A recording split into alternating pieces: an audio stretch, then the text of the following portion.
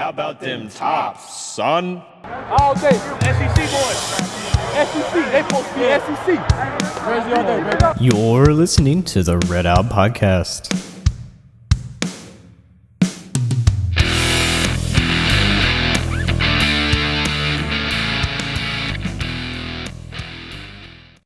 Welcome back to RedOUT. Hope you're enjoying your summer. We're bringing you a quick interview with Matt McCay and Casey Tinius. Casey was a field goal kicker at Western from 2007 to 2011. And Matt, what were your thoughts on the interview?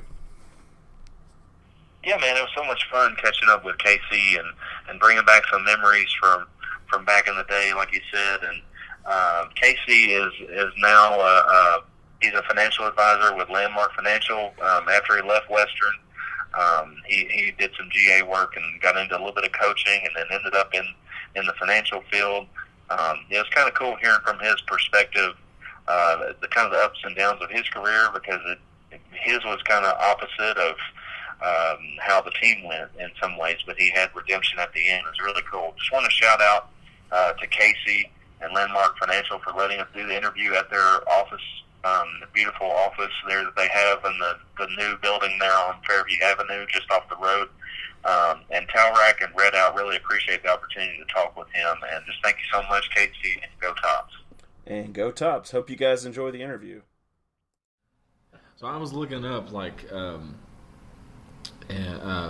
you were there not 09, 10, 11. Were you redshirt 2008? I was there. 7 was actually my first. Okay. The transition. I was there the 2 transition years. 07 I redshirted. 08 I didn't redshirt. I just didn't play. Okay, gotcha. And then 9, 10, 11 were the years that I actually played. Okay, I didn't realize that you were there for a couple of years when I. So when my I came in. 5 years, we went 7-5, 2-10, 0-12, 2-10, 7-5. Yeah. It was perfect. Yeah. Yeah. It's like you start okay and then get terrible and then end okay. So. Yeah. So up and down roller coaster for sure. Okay, so I didn't realize you were 07. Okay. Yeah. So you're a year older than me. I graduated 08 and came in, and I was in the band the first year I was on the Hill, and then joined the Tops for that 0-12. Probably blame me or something. First year, right? Yeah, golly, man. It was a good times, but man, 0-12 was kind of horrible. Think how good it could have been if we were actually any good. Yeah. You know? It was interesting because, you had kind of the core of the teams that were pretty good on that 0-9 or that 09 team, but they were also young and everything. We just couldn't. We couldn't close games out. Yeah. We probably, I don't know the exact stats, but out of the 12 losses, we probably had leads in the fourth quarter and between 4 and 7 of them is my guess. Yeah, the last I had them pulled up and stuff. The last 3 games we were within a score at the end of it. We got blown out at middle. Lafayette was close. So yeah, there were several games in there, like you said, 4 or 5 games. 5 games that were within a score at the end of the game. Yeah, and I bet out of those 5, at least 3 of them we probably actually led at some point in the fourth quarter. Well, I remember there was one that I remember you were getting ready, the Monroe game. You remember that? Mm-hmm. Where Vasquez he needed to get out of bounds. Yeah. And he was 3 feet from us, and I was like, "Get out of bounds!" Yeah. I remember I was 10 feet away. I was like, "Get out of bounds!" And he got tackled in bounds, and you were going to come on and kick a long field goal. It was going to be probably 50. It was going to be, so that game, I missed one in the first quarter that was 40-something, and then the second quarter I made 4 field goals. They were all over 40 yards, and they were all almost the exact same spot. It was really weird. I mean, literally, we had 4 drives in the second quarter, and I made 4 40-something yard field goals, and then I missed one in the fourth quarter with a couple minutes left that would have tied it. It was probably 45. Yeah. And then we almost got the ball back. We did get the ball back, but yeah. Yeah. But it was going to be 55 plus probably. Yeah, that was one thing I noticed when I was looking back at specifically you, is you had a lot of really long field goals that we tried to count on you for. It's dude, you're kicking over 40 just about every time. Yeah. And some of those, because 09 you had a really good years, 70%, 73%, whatever, basically 3 out of 4.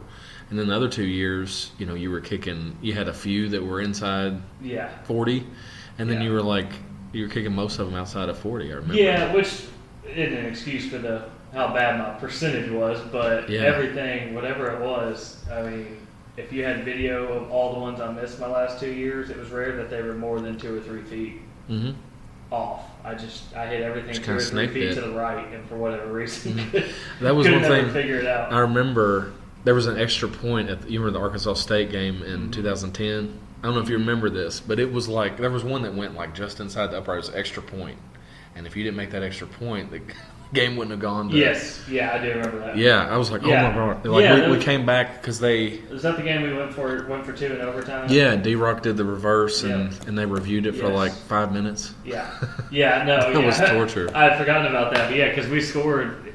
Was it as time ran out, or was it in? What happened? Was it the first overtime, maybe? Yeah, it was overtime because we went for 2 on the. It was right at the, because they scored first. I forget real quick. Whatever. I don't remember the details. And then they kicked an extra point, and kind of like we always did if we had it in the second part of the overtime, we went for 2. And they did the reverse. I think it was it Antonio did something, and then passed it off to Bobby. It was one of those 2. Yeah, passed it off to D-Rock around the corner. With when we went for 2 when we beat UK. Yeah. I always the UK one was. It was a lateral to Antonio, like it was going to be. Yeah, and then Antonio threw it to K1, which was interesting too because it was supposed to be a lateral back to K1 in case he dropped it, and he threw it forward. If he dropped it, the game would have been over. Yeah, he about caught fell it over. About 2 inches off the ground. Yeah. How about some heart attacks? But those 2 were some good ones for sure. Yes, I guess we had 2. No, I guess Arkansas State's the only game we went for 2 in overtime while I was there and won. The Lafayette game, when we broke the 26-game streak, that one we handled them pretty good, didn't we? Oh, yeah, it was a blowout. It was 54 to 20 points or something. 21, yeah. So that was one of those things, just the floodgates open. Yeah, it's we had a lot of anger to get out. Yeah. And it was funny, and I wrote it in the article, and Devin did too, I think, but it was one of those things that we were up 20-something. It's we still got to keep going. Yeah, we didn't know how to handle it. Wait a second. And I remember, is this a trick? It was funny, everybody was being, real superstitious about it. Don't talk about it. Yeah. Shut up. Don't. It's like a picture of a perfect game. No. Yeah, but no, this isn't happening. Yeah. We got to keep, let's get to 40, and then we'll be good. Yeah. So, man, that was some fun time. I was curious because we already did that article, but I was just curious what you remember from that one because that was obviously a huge turning point from the 0-12 to getting a couple wins that year and even though it didn't turn in, I can't remember. That was pretty late in the year. I don't know if we were we were 0-6. 6. Mm-hmm. So we won that one. So we still only won 2 out of our last 6. Yeah. But after losing that many in a row, you start to think we're incapable of winning again. Yeah. I mean, at least everybody had positive attitudes, but I think people would be lying if they told you we went into every game. Yeah, I was curious from a player's perspective because, we talked about it and stuff, but from a player's perspective, sometimes, y'all just get in, we're in the moment, we're grinding, whatever, but, I was just curious if that kind of crept in and if it was a real problem for a lot of people or if it was just Yeah, well, for me, it's even unique, too. You say from a player's perspective, and you're talking to the person who's probably least player of anybody on the team. Definitely self-aware about that. Maybe the long snapper's a little a little more nerdy than you. Maybe. Yeah, I got you. But for me, especially since that's when that year actually, we're talking, the Lafayette game. That was when I started not making field goals. That was the beginning of me not being able to make anything anymore. So I was already battling that, and then we're not winning. And then when you stand over there and watch for 99% of the game, it definitely you missed a few in that game. Are we ever gonna win again? Because I have even less control over it than a lot of people. Yeah. I wasn't doing my job when I had an opportunity, but it's hard when you're standing over there and really. I probably got 10 seconds of game time, a lot of games when you break it down that way as opposed to people that are out there all the time. But that's what made it so hard for me mentally is you feel like not only are you on an island and everybody's focused on you when you're kicking, but when you're not making it, it's like that's your only job. And then you got people out there getting their brains beat in, nonstop. Yeah. But I would say even the guys that are out there every single play would tell you that it probably crept into their mind at some point, are we ever going to get through this? Sure, if they were being honest, yeah. Yeah, because, I mean, coaches can get you hyped up for games. Like, all right, this is the game. Like, the first game I ever started, the year we went 0-12 against Tennessee, Coach Elson had me convinced we were about to beat Tennessee. Well, I was wondering after the first quarter, it was 0-0. We'd picked it off like 3 times and stuff, and of course we didn't score. Right. So that was a key in that. Those coaches are master motivators. They'll get you hyped up for. Yeah, and then it ended up 63-7. Yeah, is that what it was? Yeah, so it was 0-0 after the first quarter, and then 63-7 the last 3 quarters. Yeah, that's pretty. It just kind of ran away. The hero of the hill right here. Yeah, big time. No, we're talking about the fun times. I know. Back in the day. If you call them fun. Casey was the turnaround story. Yeah, not exactly. That's That's exactly what we're talking about. Is how that is not the case. Oh man. Yeah. So okay, so we had the 09 and then the Lafayette game right after we played North Texas, and we were all like we were in party mode. Yep. And we got beat pretty good. Then it was. What was it, like 23-7 or That something? one, yeah, that one would have been. That was rough. Like I remember 33-6. That's what it was. So we came in. I just remember like every time you saw somebody like, yeah, we just won. We're gonna win the rest of the games. We're gonna go to a bowl game and all that. And then reality hit and we got murdered. 33-6, and they were horrible. They were like I think they won like 2 or 3 games. Too. I mean, we were. Yeah. The two of us were probably in the bottom 10. It was homecoming, I think, is what it was. Because it was at home that week. Yeah. Because we didn't win a home game for like 3 years. Mm-hmm. Yeah, we didn't win until we won 4 11. games in a 3-year period, but I don't think we won a home game. I don't think any of those 4 that we won in that 3-year period were at home. Mm-hmm. Yeah, we we beat the 2 1AA teams. We beat Murray at home. Was that 08? Was yeah, that was 08. Then 09, obviously, we didn't win a game. And then 2010, we won at Lafayette and at Arkansas State. Okay. And then the next year, the first home game we won was against Lafayette again. It was homecoming. It was late in the season, wasn't it? It was about halfway through. I just know we went like almost 3 calendar years without winning a home game. Yeah, well, we started 0-4 in 2011 because we lost right. like Indiana State and Navy. That's right. Lost to UK 14-3.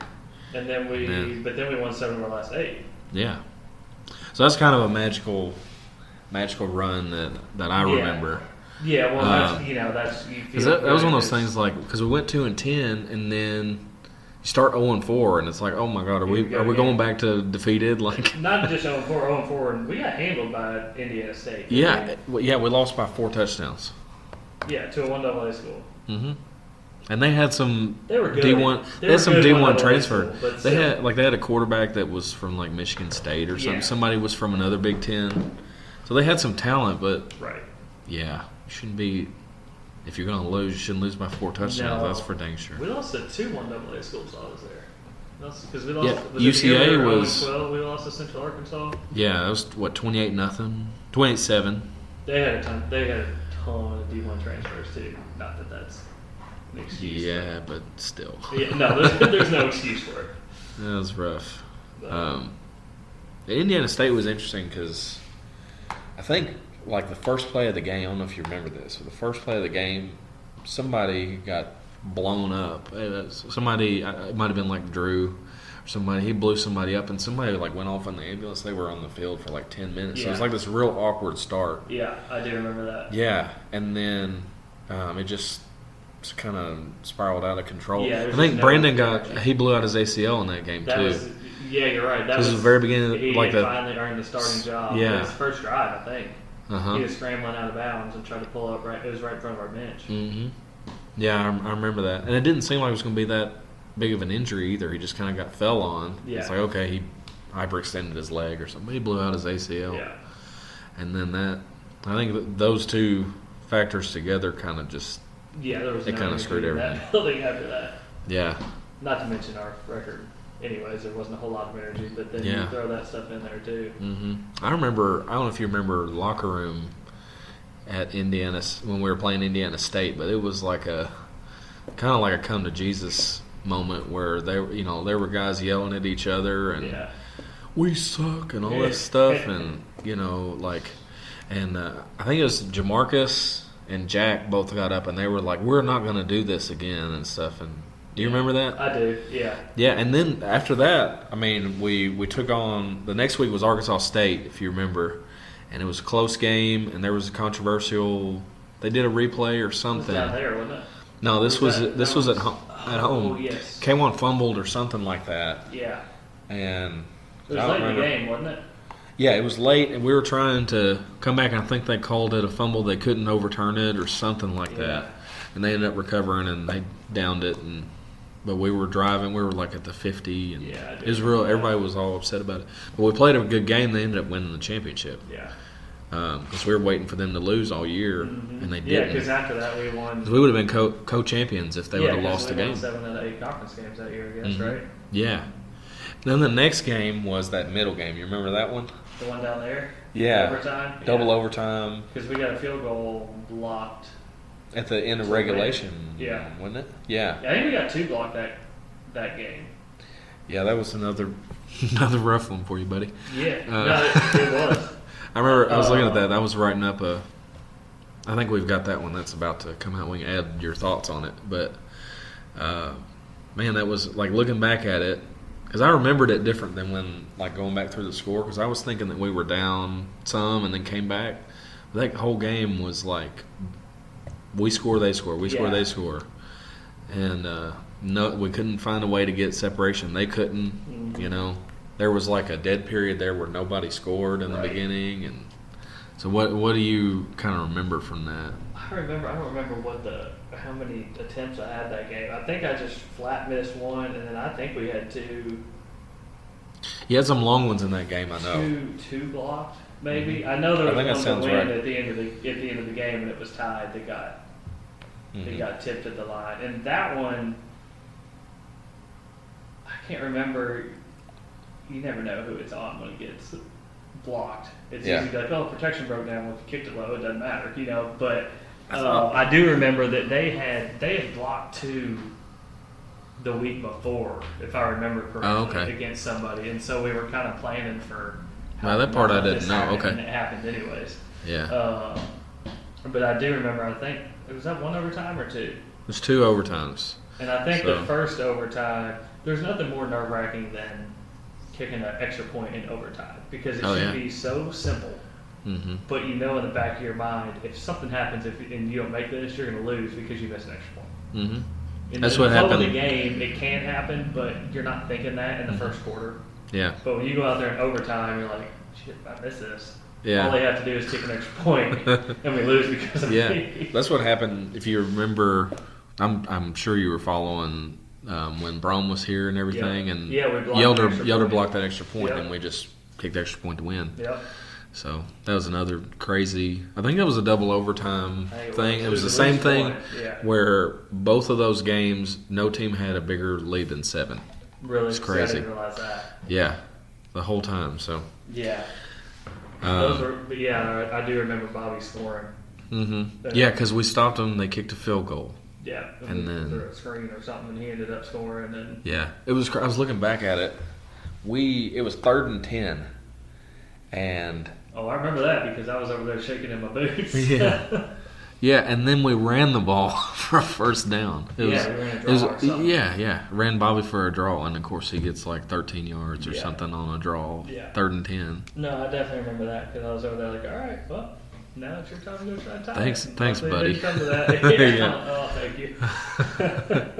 Gosh, man. Yeah, that was a crazy one, and that started the whole streak. That was the first game that we won. Was it that year? Yeah, so we were 0-4. We had lost to Arkansas State, and then we go straight to middle.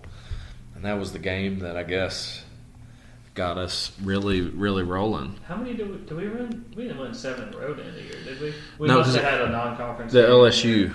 LSU was late. And we played well. It was 14-7 in the third quarter. I missed a 50 or 52-yard field goal going into halftime that would have tied it 10-10. I think we were down 10-7 at halftime, and I missed a long field goal right before the half. Mm-hmm. Yeah. But yeah, that game, and then we ran a kickoff, the opening kickoff of the second half way back. Mm-hmm. I don't know if it was the opening kickoff or not. We ran a kickoff back and almost scored. Yeah, we got down on the one, and it got that was as loud as I've ever heard a stadium, I think, was that moment. We were right on the one, and we went for it. Didn't get it. Yeah. Because that would have, I don't know if that would have been to take the lead or not. I don't think it would take the lead. I can't remember. I just know we were in It might have been like 17-7 or something. I don't remember all those details. But that place was nuts. Mm-hmm.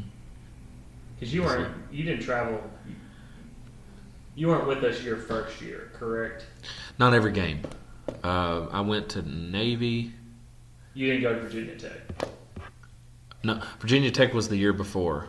That was the year we went 2-10. Mm-hmm. But I was just saying in terms of how loud it was. Virginia Tech to me was the only place that was louder than LSU. Yeah, that's what Austin Moss. Well, he was telling me about that because they designed their stadium like they've got to be reflective of sound and all that crazy stuff. That I think that is the loudest stadium.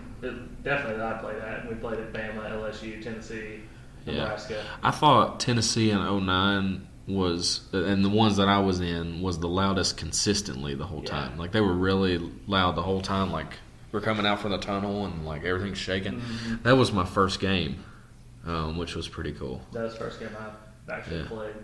Yeah, it was pretty crazy atmosphere. And I used to live in Tennessee, so that was kind of a emotional thing too. Yeah. I cried going on the field and all that crap. And it was Lane Kiffin's first game there. Yeah. That was crazy because I remember chicken legs. First game I ever started, I'm warming up and I look over and Jeremy Moore's like, "Can you tell who that is over there?" My eyes are terrible. So I was like, "No." He's like, "It's Peyton Manning." I was like, "Oh God." Yeah, that's cool. Make you a little nervous. Yeah. So your eyes are terrible. Was that the? I wish that was the issue. No. Do you have an explanation, or just kind of stuff happened? Honestly, no, because like I said, if you had video of all of them, it's not like I was shanking kicks, or it's not like I was missing right, then missing left. For whatever reason, everything was 2 to 3 feet right when I was going through that stretch where I couldn't make anything. And it's easy to be like, oh, well, just adjust and aim a little more left, which I did at times, but no. Yeah. I mean, at a certain point, it just all gets in your head too. Oh yeah. And so when you can't get out of your own head, yeah, no, I mean, all of them. I'd say when people struggle kicking, it can be in a number of different ways, but every ball that I hit during that stretch would have been good from 55 plus. But it doesn't matter if it's I remember that 18 inches to the right. Yeah, for the most part, you had. I mean, I know you could kick from 60. From what I remember, you made some in practice and stuff. Yeah, distance wise, and that's why it. You know, I've been playing golf a lot more lately, and yesterday I hit a bad shot. I was telling the guys, like, I try to tell myself all the time, it's just like kicking. You don't have to swing any harder from 50 than you do an extra point. Yeah. So, you know, it's not. Some people start over swinging when you're kicking and trying to kick it too hard.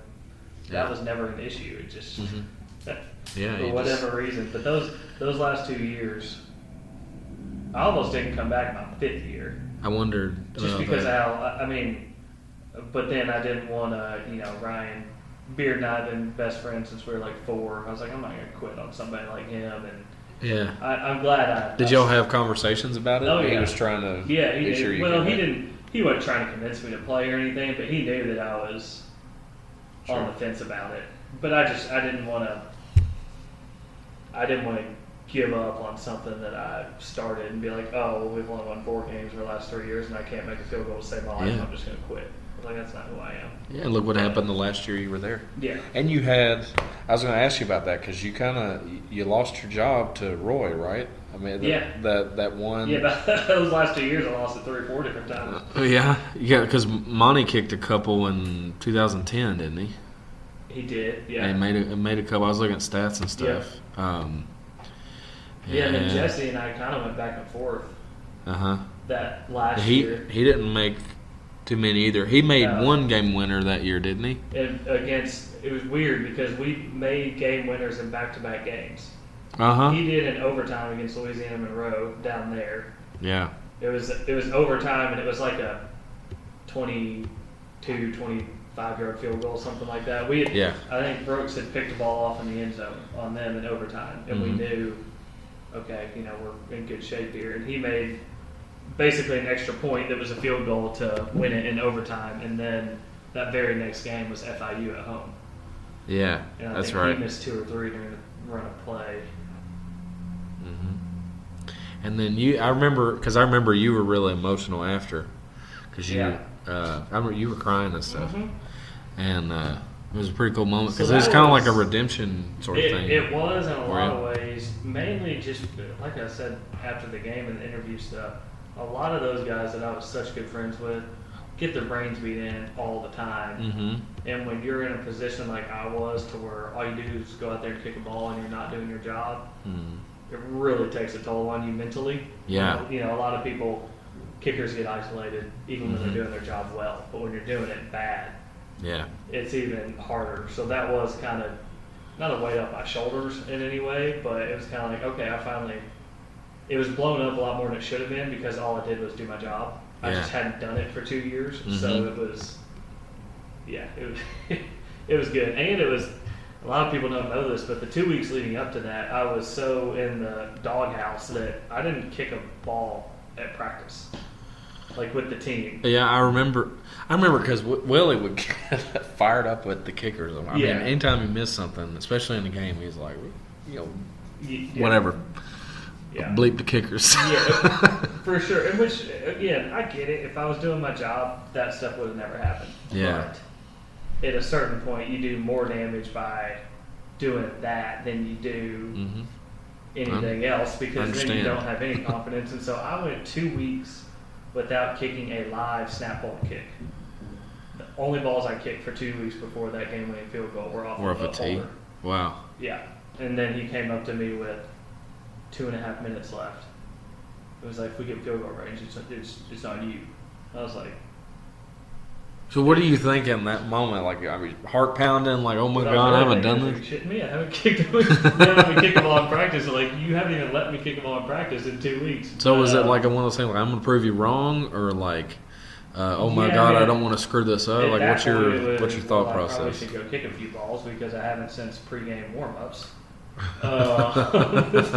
Get out there and rip a hamstring. But, yeah, I mean, that's kind of the way I was viewing it. It was like, all right, here's one more chance. Yeah. Because at that point we had a couple games left, I think.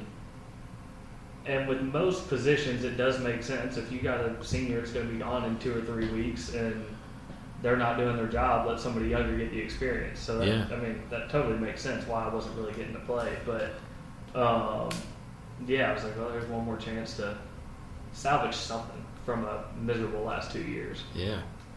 And miserable because we weren't winning. At that point, we had started winning, but miserable really on a personal level just with how bad my performance had been. So I get it, man. I always wondered what you were thinking because I knew that it was emotional for you. Yeah.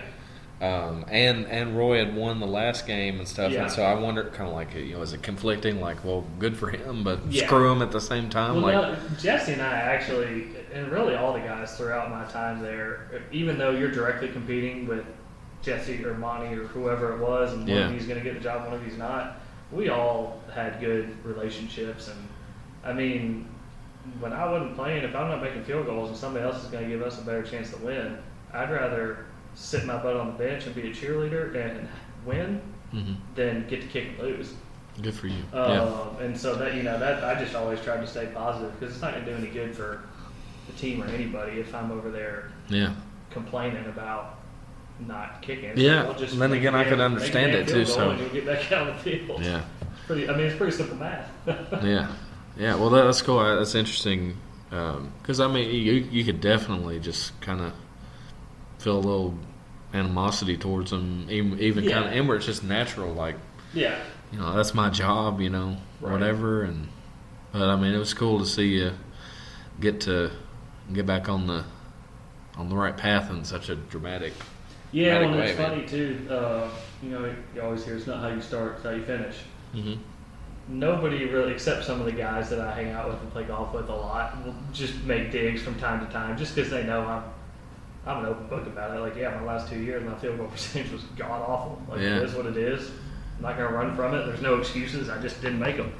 But it's funny that people really only remember that FIU game. Uh-huh. And so anytime people, I guess because that was toward the end of my career or what, but that's the one people remember. They don't remember the 40% percentage that led up to that. Yeah. Or might not even know what it was. Yeah, it was. It was somewhere in that neighborhood. Uh-huh. Which was just weird because it was 75 or so. Not to stab you in the gut No, here. I don't care. It is what it You're- is. It's all out there. It's out there on the internet. 3 for 13 Yep. in 2011. One of them was a game winner.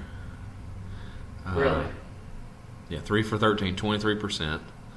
Jesse was 2 for 6, and Monty was 0 for 1. So nobody was. There's a reason you got your job back. Which, it's funny. At the end of the day, all of it comes down to us. Mm-hmm. But if you look, there wasn't, and this is going to sound like an excuse, and it's not, and I'm totally owning everything I missed because it was nobody's fault but my own. But there wasn't a whole lot of direction or coaching, or it was kind of just kick it through those damn holes, and if you don't, you're a jackass. I mean, Yeah. more or less, you were there.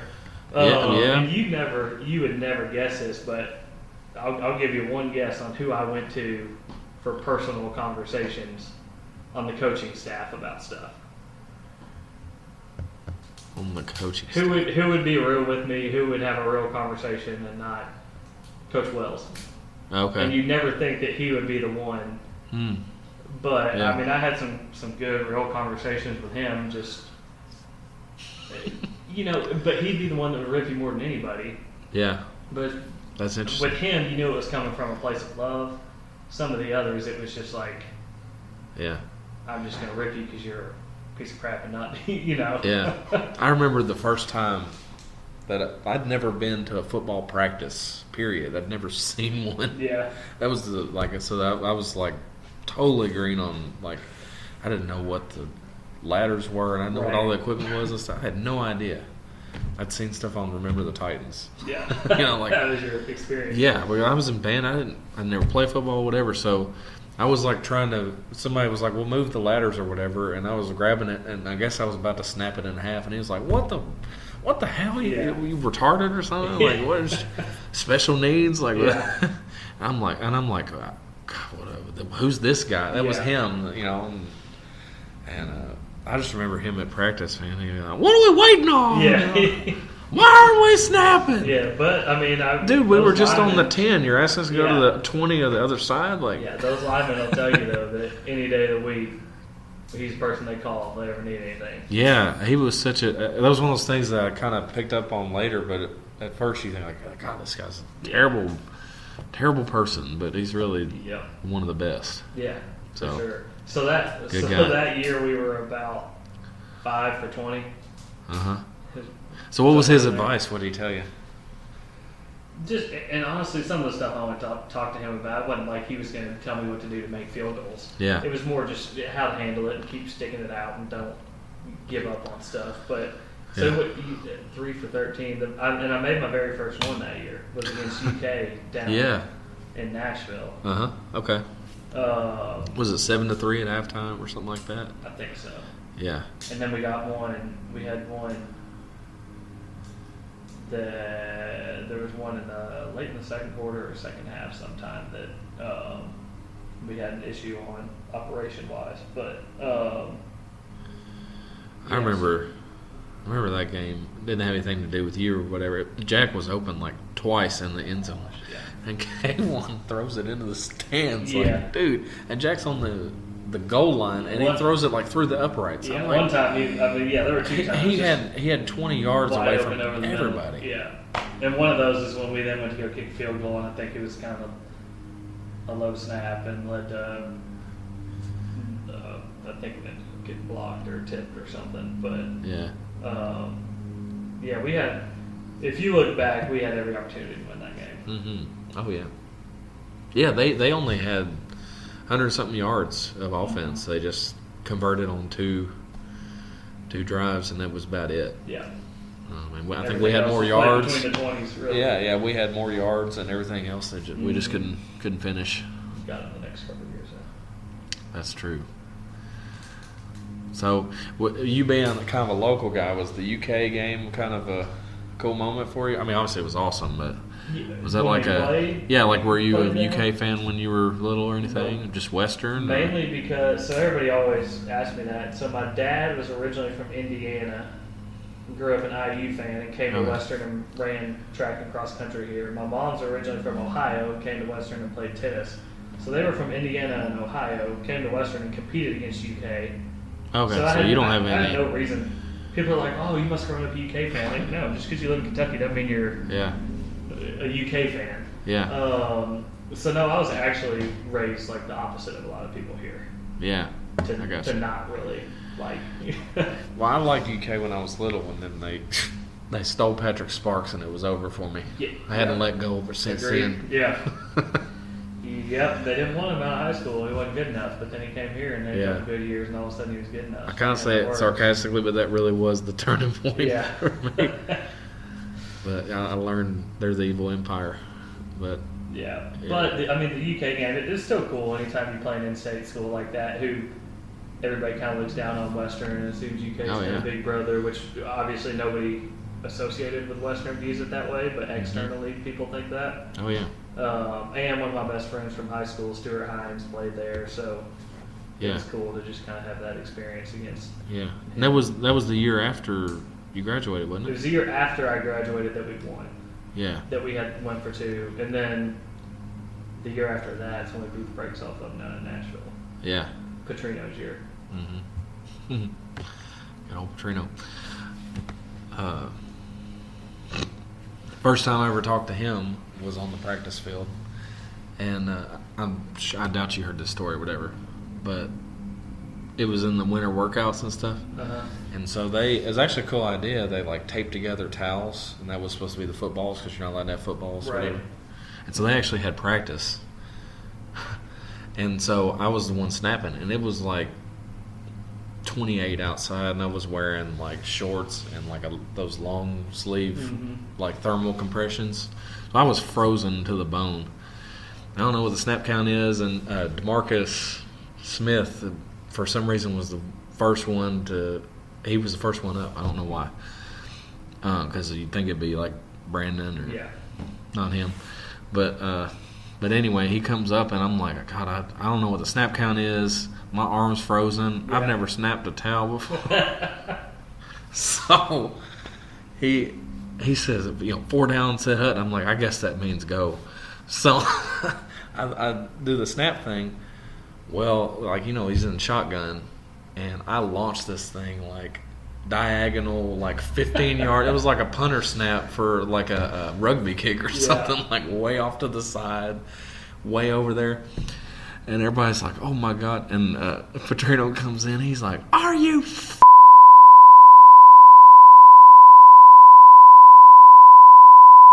and he's like right in my face. And I remember, you know who Padilla was? Daniel Padilla. He was like he actually was a kicker for a minute. And then he was like a walk-on guy. Okay. Anyway, so he was helping. I think he was in 2012 for a little bit. He was like a semester, and then he didn't do anything. So he became a manager. So anyway, he's behind me. He doesn't know what he's doing either. He's just helping like hand the ball to me or hand the towel to me or whatever. And so Petrino's like right in my face, and he's saying that. I'm like, "Are you serious?" Like to his face, and he's like, "Get the get out of here," or whatever. And so like after practice, Willie's like, "Hey Matt, get out of here!" Willie McNeil or whatever. Yeah. Get out of here! Oh, goodness. I was scarred for life. Yeah, that was my first impression of him. That was an interesting era. Yeah, for sure. But so yeah, I was curious about like after you left, kind of what the thoughts are. Like, I mean, is it still like fully invested emotional? Like, hey, we got to get this win, or is it like you just kind of? Yeah, it is. It's changed a little bit, I'm sure, for you to a certain extent. With I understand. I understand. Well, having feeling two, a little different. having two little ones too. Well, a couple of things. Once we cycled through Petrino and then Brom, I didn't feel as connected because I didn't. You don't know there were anybody. still a few coaches up there maybe that you knew, but not. There's really. Dittmer. I mean, does that help? Yeah. But then. Kurzer. So yeah, I don't know. It's like, well, am I allowed to come to practice? Am I welcome? Am I not? Yeah. That kind of stuff. And then Yeah. with Brom, it was maybe a little better because like Pugh was there and a couple other people like that, support staff were there. Beard was there. Beard was there a couple of years. Yeah. He's actually in town right now. I should have hollered to him, get him in here for you. Yeah, man. But it. I got all afternoon now. It was true. So the dude canceled on me. It was just kind of weird because you don't know am I welcome around there, or are they gonna kick me out because they don't know who I was and think I'm lying when I say I played here, or Yeah. But then when Sanford got back, it was better in terms of getting people. Yeah. 'Cause They really did make an effort I to want to get feel guys back. involved, and I want to be as involved as they want me to be, or want Uh-huh. former players or support staff to be. But you just didn't know for a few years kind of what that looked like. It's like, Yeah. do they only care about winning and not care about everything else, or do they? Yeah. Because there's a fine line where Sanford did a ton of great stuff in the community and got former players more involved than they ever had them. But if you're not producing on the field, then it doesn't really. Yeah. And Petrino was like completely The like, opposite. yeah. Total We weren't business. even allowed upstairs unless we had a specific reason, whatever. So it's just a different. Yeah. Like I got in trouble one time. I like to say I got fired 9 times that year. It's almost close to that number, but it was horrible. But anyway, I asked Andy, the guy that was the DFO, who's a big guy or whatever. I don't know if you know who he was. I think so. He's a real big guy. But anyway, I asked him. I was like, "Is it true that we're not having practice today or whatever?" Just walking in the hallway, like, it might be good for a heads up kind of thing. Yeah. So we all ended up getting fired, quote unquote. The boss was Drew Hampton or whatever. He's like, "You're all fired. You can go. I'm going to find somebody else." And he's like, "Unless you can tell me who went and talked to Andy." And I was like, "Well, I did that." Yeah. Like it was bizarre. It's like you thought It you was were going to play quiet as a it was mouse. such a different, like. And then he's like, "Okay, you can all stay." Yeah, which it's is like what? But anyway, which that's the kind of stuff that like. it was crazy. It was definitely like so different than it was with Taggart. I mean, Willie, he talked to me and he had me do like the wise words and stuff. Like it was very like, whoever, when whatever. you complete buy-in and things are going to go the best is when. Oh man, we were all in on Willie. Like he involved Yeah. us. Right. That was cool. I mean, it was really cool to. Yeah, but if you isolate people and make them feel like they're not worth as much than they felt the year before, Yeah, you're only then it's gonna- hard to get people to really care about you. You're only going to get what you force them to do in a lot of Yeah. ways. You're not going to get extra effort and quality and all that Right. stuff. But it's interesting because I was just curious what you thought because it is. I understand the awkward thing where it's like now I don't know anybody, Yeah. and they had this former players meeting, which I need to be sure you know about that kind of stuff. They had Yeah, like I was out alumni. of town. It Okay. was right before the spring game, right? Yeah, Yeah. yeah, we were back and in like St. some of Louis. the big names from like D-Rock and Bobby were there, Yeah, I and knew then Bobby was in some of the town. other guys were there and stuff. But it's definitely different. There's a few. And I think Coach Helton wants people involved too. I mean, they're really at one of our clients' houses that he Yeah. was at, kind of a meet and greet, and with Coach White there. I had a good relationship with Coach White when he was here, and I've seen him out at the pool, and I talked to him, decent amount. Now that he's been here 3 years now. yeah. Back for 3 years. So and with Nick Newland Hop being back, I already feel more connected. Now those people were here with Sanford too, but it's different. If I went to practice, I don't feel like somebody would tell me to get the hell out. When I don't know if that would have happened 4 years ago, but I know it wouldn't happen now, Right. which Absolutely. is just a totally different perspective. Yeah, it's pretty very different. Yeah. Yeah. Well, what other? Is there any other like memories stuff you? I was going to ask you about ping pong, man. You been playing ping pong lately? No, not really. Yeah, I hadn't either since I left. No. I got pretty good, man. I could brother hang with had y'all. My brother has a table up in Louisville, but we don't get to see him a ton. So no, I've probably had like 10 times since I left. Yeah, I don't know if I have that many. Since I left Western. Yeah, that's cool, man. Unfortunately, I was better at ping pong than I was kicking field goals while I was there. Dude, I got where I could beat everybody in the stadium. I guess we had time when we were doing laundry and stuff. Yeah. Yeah, But- you gotta do something for 30 minutes while the cycle runs, right? Yeah, or if it gets stuck another hour, whatever. Yeah, no, that. But hopefully they can get things going back the right direction. Yeah, I guess that's one thing. How do you feel about where it's going now? And I mean, obviously 3-9, that was terrible and brought back Yeah, scarring memories. it was. I tell people all the time, I love this community, but I think people got unrealistic expectations too quick. Yeah, Just because, I mean, we were in the gutter and came from the gutter. We went from 0-12 to 12-2 in like 5 years, mm-hmm. and you can't expect to go 12-2 every single year. I Mhm. mean, sure, could we turn into a Boise State? Yeah, but you're not going to. One, we can't afford to keep coaches here, so you're not going to have continuity there. Yeah.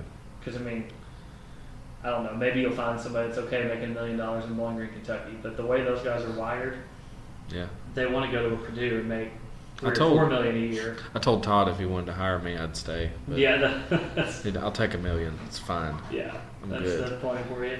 I can roll with that. Yeah, But I mean, it was a disappointment. But if you look back, a lot of those games while Coach Stanford was here, they were. It's kind of like when I was there and we went 0-12 and 2-10. Mhm. They were in games. yeah. It was just a possession here or possession there. Or Mm-hmm. I bet a lot of those games, close games they lost, if you went back, you could find 2 or 3 plays that take it from a loss to a win. Oh yeah. And you could say that about a lot of games, but Mhm. I mean, it was a lot like when I was there. It was, why the heck did we do that? And all of a sudden it snowballs and you lose. Yeah. I guess that's one thing that I was curious about too with 2010 because we had so many. Those years we went 2-10. We had so many games that it felt like we were good enough to win finally. Yep. And even in 2009, it felt like we could have won, like you said, 4 or 5 games probably. But in 2010 especially, I mean, there was like several that we had almost 3 touchdown leads and blew it. Yeah. Like we were up, I think we were up 17 a couple times and lost. And Yeah, I don't remember if it was North Texas that year, or I don't remember who it was, but one game we went for 2, or we were trying to go for 2 toward the end of the game to tie it or something, and they like picked it off and ran it back for a touchdown. I was like, that pretty much sums up this entire season. I don't remember who it was. that might have been 2008, I think, Was it? because it was a real close game.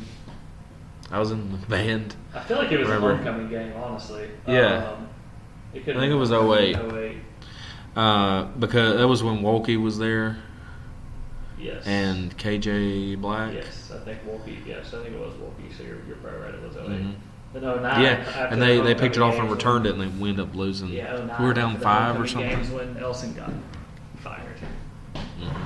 Any thoughts on that? I mean, was he your boy or? I mean, I liked him as a person, Yeah. and I think if you're gonna make that transition, you got it. They told him when they agreed to go from 1AA to 1A that they'd give him a full recruiting cycle. He Didn't didn't get. happen. I mean, like, I love all the guys I came in with, but outside of in my recruiting class, outside of Bobby, Brooks was a D1 athlete. A lot of us were 1AA Mhm. caliber recruits, and I'm Yeah. not myself included. I mean, Yeah. a lot of us were not big time D1 recruits, Mm-hmm. and so he only got really 1 true recruiting, I guess 2 recruiting classes Yeah. of D1 players. Yeah. And now I'm not saying it would have been different if they gave him 2 or 3 more years, but it's hard to do that and expect somebody to be able to win when you give them really 2 D1, because we were signed as 1AA, Mm-hmm. and then because I was given a half scholarship, Okay. and then when you go D1 you can't give halves, So, like, when I signed, we were a 1AA program. Okay. And so Elson had 2 recruiting classes that were D1 classes. So how did that work when we transitioned? Do you automatically either get cut off or you get a full? They pretty much have to make it full. But with my Okay. academic stuff, I was on a full ride, but they only paid for. It didn't cost the football program any more money on me. Just Yeah. because of other stuff. I got you. But yeah, they can't. I mean, everything's got to be full. Got You you. get like 82 of them or something.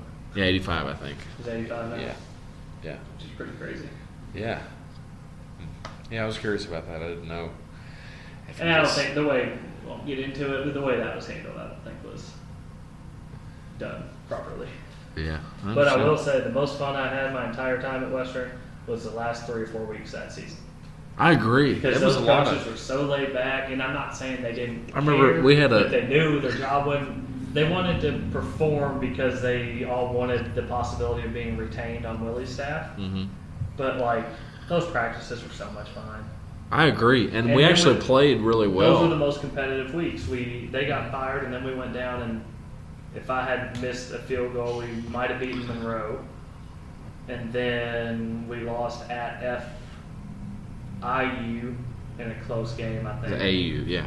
Was it Yeah. FAU in a I close cheated, game. man. I got it right here. I cheated. And then I don't know what our last home game It was Arkansas State. was that year. Mm-hmm. Yeah, they were all close within 6 points. It's crazy. Yeah. Yeah, we really did, and a couple of those were pretty decent. I don't know if FAU was any good that year. Well, we were kind of on a mission after they got fired to try Win to one. prove them wrong and be like, all right, Yeah, I let's remember- go out with 3 wins. And Well, we had Mary Claire in the equipment room or whatever, Yeah, but we yeah. had our motto was "Do it for David" or Yeah. whatever, and we were trying to whatever. It was a lot of fun actually. In the last practice, I don't know if you remember, but they had the dummies or whatever. I don't even remember what they're called now, Yeah. but the tackling dummies or Yeah. whatever. They put Ransdale's face on the thing, and then they like go Yeah. charging like bull. But what- yeah, we got a text that Monday morning. It was like, full team meeting, 11 o'clock, skip class. We're like, okay, since when? You tell us to skip class. And Yeah. that's when, I guess it was Wood and Ransdale were in there telling us that, the coaching staff was being let go. So how do you know for a fact and all that stuff? Did Just- you hear from? Maybe I shouldn't say for a fact, but That's the only thing that makes sense, or no. I don't, just people I know. I got you. I just care. I mean, I'm not going That to was not a, spill it. that the way that happened, it's indirectly from the person that made the decision, not Ransdale. But it was not handled correctly. And really, Elson's not shy about sharing what happened. Yeah, I got you. And really, he pretty much told the team, here's what happened. But, Okay. It's a tough business. Yeah, no question. Yeah. Yeah, I was surprised at that, but it's kind of going 0-12 was difficult, but Yeah. there was also that hope that honestly, after the last 3 games, there really was hope that we could Mhm. start turning it around. Yeah. Oh man, well it's good to bring back some memories, man. Yeah, good and bad. Yeah, true stuff. Memories both ways. Yeah, But yeah, hopefully they can right the shit. yeah. Well, we'll see. I honestly, you look at the talent that they had last year. Individual talent. They didn't necessarily, obviously together, they weren't a very good team. But Yeah. you look at you had 10 guys that had some kind of recognition. Yeah. Whether it was freshman All-American or some kind of all-conference honorable mention. Like when does a 2-10 team have, or a 3-9 team have 10 or 11 guys recognized by the conference or by Yeah. All-America? Yeah. No, they've got Yeah. they've got some players. And they lost a couple of them. Ben Yeah. Holt's a big deal, but it seems like they replaced him pretty well. They got some good linebackers in there and Yeah. stuff. So. Well, and it's always going to be hard when, like I said earlier, unless they figure out how to pay people more, which there's enough budget issues to begin with up there that Yeah. I'm not saying you go pay Coach $2 million because we can't do that here. But we're always going to be probably having coaches for anywhere from 2 to 5 years because they're either going to do well and get more money to go somewhere else, or they're not and they're going to get fired. Yeah. So and with where we are program-wise, the majority of the time, unless you get a Petrino or somebody that's recently been fired somewhere else, a lot of times you're going to have to go out and try to find a young, up-and-coming first-year coach. Mm-hmm. Taggart, Sanford, Helton. Yeah. I mean, 4 of our last 5 head coaches, we were their first head coach job. Right. Elson, too, really. Yeah. Yeah. He took over for her. Yeah. So really 5 of our last 6 head coaches have been first-time head coaches. The other one is one of the biggest names in coaching, but that was because of a different situation. Mm-hmm. So when you bring in first-year head coaches, you're going to, I don't know, unless they've got a bunch of experience on their staff like Brom did, they're just going to make some mistakes that you got to live with. Oh, yeah, for sure. I mean, we saw that when Taggart was here. Some of the, Yeah. we get to the end of the game, we're like, oh, where are all our timeouts? Like, oh, we had to burn them in the first quarter. We're in the third quarter because we didn't get plays in on time. And I'm not digging at Willie, but like, if you look back, Yeah. God, that happened. I 6 think it had timeouts to do a with game. like how long those plays were. Did you ever actually listen to it? yes. Like, I don't know. Like, So 6 timeouts a game, 12 games, so 72 timeouts in a year. I bet his first year we wasted 30 of them. yeah, Just that's about on not getting the play into K1 until there's 12 seconds left, and it takes them 6 seconds to read it because it's so long. Mm-hmm. And then by that point, you're like, oh, timeout. We can't take this 3rd and 2 to a 3rd and 7. Yeah. Thank God. Oh man. But that's where, he doesn't have as many of those issues now because he's Yeah. 7, 8 years into his career. I remember. I don't know if y'all had this trouble. But Probably. there'd be. I couldn't understand him when he first started. No. I mean, he'd blow the whistle, and be like, "Whoo, how?" Like what? Yeah. And somebody's like, "I think he said 7 on 7, but I don't know. I'm not sure." I hope you all enjoyed the interview with Casey. I just want to say one thing, though. Casey may have had some shortcomings on the field, but he was a very classy, friendly, and approachable guy that no one had a bad thing to say about him. And I just want to say thank you, Casey, for the interview. And as always, guys, go Tops.